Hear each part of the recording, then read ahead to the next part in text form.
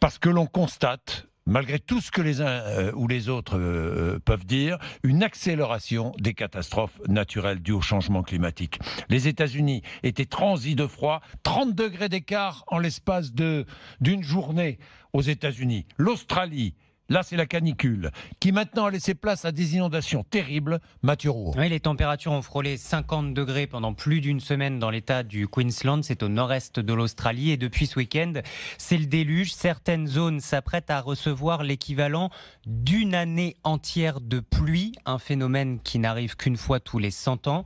Alors l'armée a sorti les véhicules amphibies pour secourir les habitants réfugiés sur les toits. Dans les eaux, les kangourous ont les pattes dans l'eau et on a même vu à Townsville, une commune côtière, des crocodiles marins investir les rues parce que ces inondations libèrent des torrents d'eau et font remonter les eaux de l'océan jusque dans les fleuves. Voilà, des crocodiles dans son jardin. C'est assez surprenant, évidemment. Autre risque d'inondation aux États-Unis. Alors là-bas, c'est le redout, vous l'avez dit, après un froid polaire, jusqu'à moins 53 dans le Minnesota, moins 50 dans l'Iowa, moins 48 dans l'Illinois, l'État de Chicago, où l'on est allé jusqu'à chauffer les rails au fer rouge pour permettre aux trains de rouler. Tous les grands lacs sont gelés, une partie des chutes du Niagara aussi, le trafic des bateaux interrompu.